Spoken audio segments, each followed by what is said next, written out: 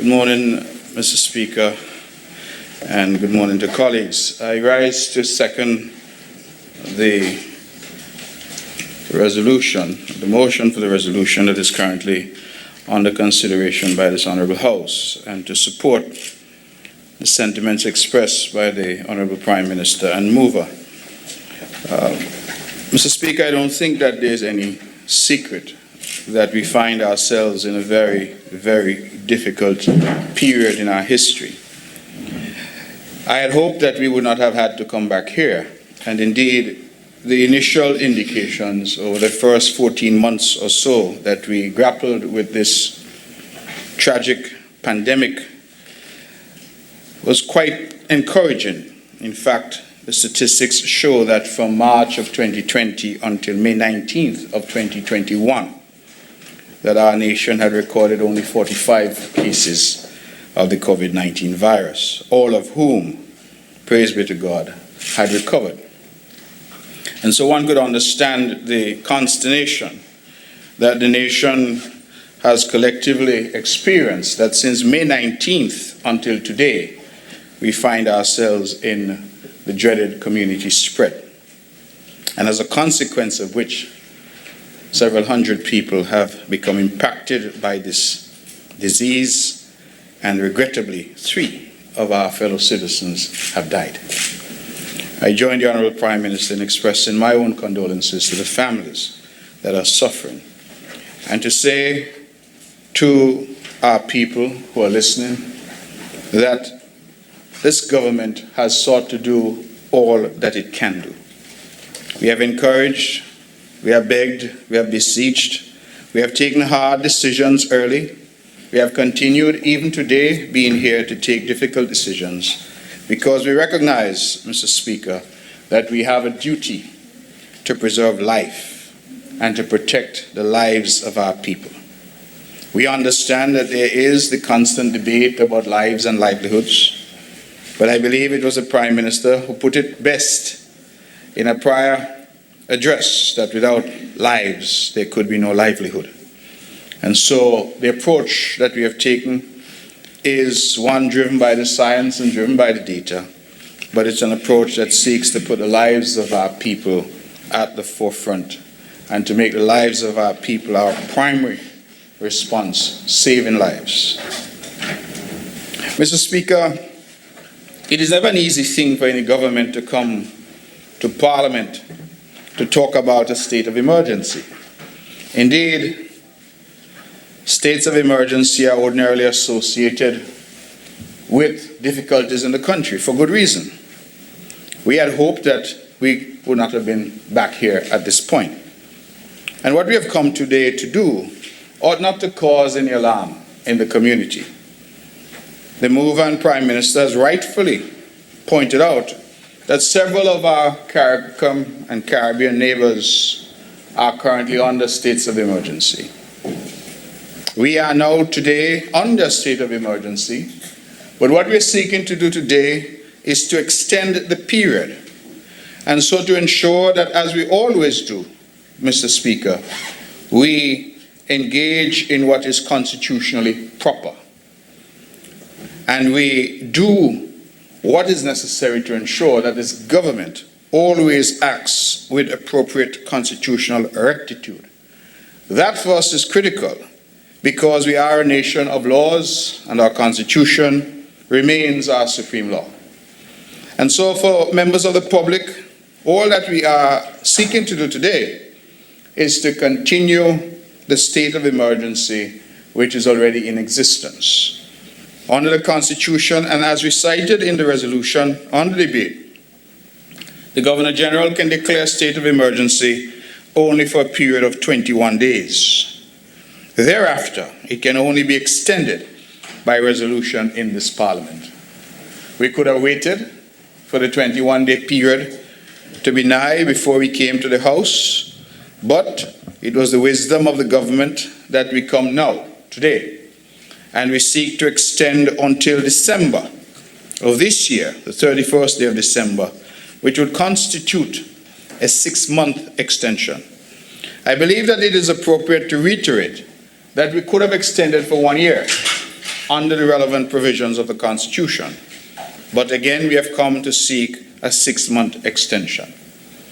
I used the language of alarm earlier, and I go back to that language because we understand that some members of the public naturally hear state of emergency and they become alarmed.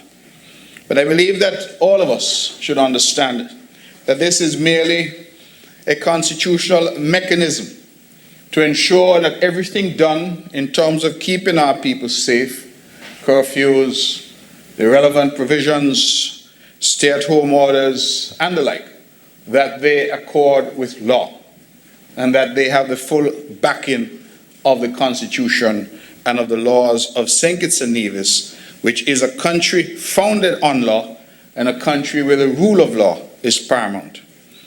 I would wish to go on record in my very brief statements in support of this measure to applaud the Attorney General who's here and those in his office who have worked diligently to bring us to this point, and the advice that has been given, which has guided us and ensured that we have remained within the 4 walls of our Constitution.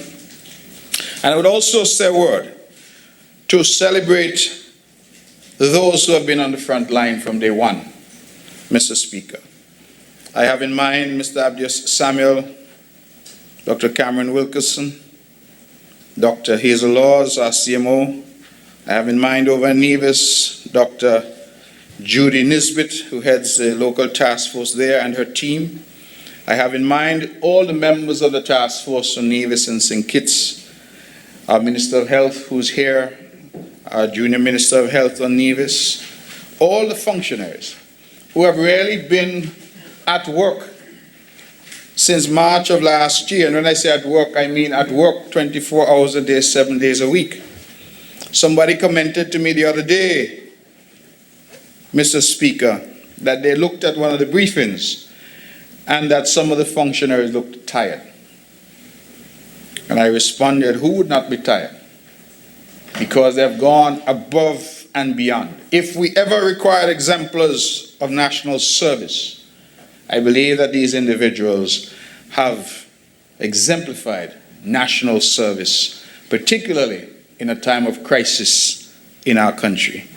And I believe that this Parliament and every one of us out there ought to celebrate them for the sacrifice that they would have made to keep us safe and to bring us to this point. I recognize that, of course, the recent surge and the number of cases has caused alarm in some quarters, and some have even sought to attribute blame to the government. I am not interested in this COVID pandemic to engage in any blame, whether to accept or to share, because, truth be told, we're all in this together. And each and every one of us has to recognize that we have an obligation. We have a personal responsibility. Whether we are leaders in the Parliament, we are leaders in our homes, in our communities, in our churches, in our business places, that we have a responsibility, Mr. Speaker, to ensure that this threat, this invisible enemy that is COVID-19, does not take any more lives here in St. Kitts and Nevis. I believe if any of us could have done something, but refused to do that which we could have done, and lives are lost, that we must take responsibility for that loss of life. On our side, we have sought to do what we can. We have spoken. In fact, a young person told me the other day that every time they hear us and government speak, we can't speak a sentence without saying vaccine or COVID. And that is perhaps as it needs to be, because we are in the midst of a crisis. And we recognize, all of us, that the only way that we will be able to emerge on the other end, the only way we will get to that light at the end of this dark tunnel, is for our people to act responsibly, our people to adhere to the protocols that have been so ably established and that have kept us safe until now, and that our people go out and get vaccinated. We recognize, Mr. Speaker, that this issue of vaccination has caused much debate and even consternation in our community. We recognize that there are many pundits and pontificators. We recognize that many who have not spent a day behind the schoolhouse door are now experts on vaccination, experts in medicine, experts in science. We recognize that there are influencers in the community who have sought at every stage to dissuade people from going out and getting vaccinated. I say with full confidence that every member of this parliament and every member of this gallery has been vaccinated. All of us have at some point in our lives been vaccinated against polio, tuberculosis, measles, mumps, rubella. I believe that there are some medical doctors in here, and I would suspect that they themselves have administered vaccines to their patients over the years. It therefore is, on some level, concerning that this vaccine, which as we know was developed after the world's resources were thrown at this problem, that this vaccine would be met with such scorn and derision in some quarters. I share the Prime Minister's view that the best vaccine is the one that's available. It would be a very dangerous thing for us to say that we are waiting for a vaccine to come when we know not when it might come. Because as I said elsewhere, and I say here again today, Mr. Speaker, while we wait, COVID is not waiting. While we pontificate, COVID is not pontificating. And while we posture and pretend, COVID is neither posturing nor pretending. COVID has come, and COVID has come to kill. Those words may be harsh, some have criticized my language, but that is the reality. And St. Kitts and Nevis now has 3 individuals who have paid the ultimate price because of this disease. The days, I believe, of delay and debate and nice fireside chats and radio programs discussing the pros and cons, the merits and demerits, I believe that those days must now be over. And that our people now must take that personal decision and that personal responsibility to go out and get their vaccine so that they can have the best chance of surviving this pandemic and allowing our country to restore itself to some sense of normalcy. I promised that I would have been brief. I do not intend to tarry much longer. I end, Mr. Speaker, by reminding us that we are here today for a simple constitutional mechanism to ensure that we in the Parliament, we in the government, and we in the country remain firmly within the 4 corners of our supreme law.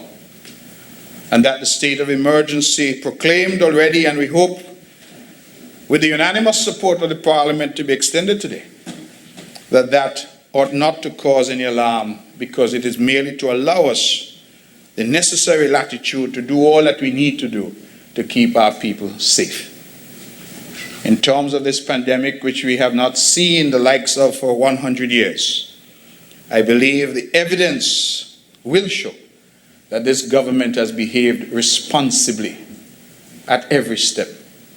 It is not to say that every decision people will agree with, but I believe we have behaved responsibly at every step. And we have listened to the experts, and we have implemented protocols and provisions that they have advised us to do. I would urge, therefore, all of us in this honorable House, those in government and those on the opposition benches, to support with one accord not only the resolution, but the effort, which is a national effort, the effort to keep our people safe in our villages and in our communities, the effort, Mr. Speaker, to restore our country to that land of beauty that we all love, and that land of beauty that we hope to see in better days ahead.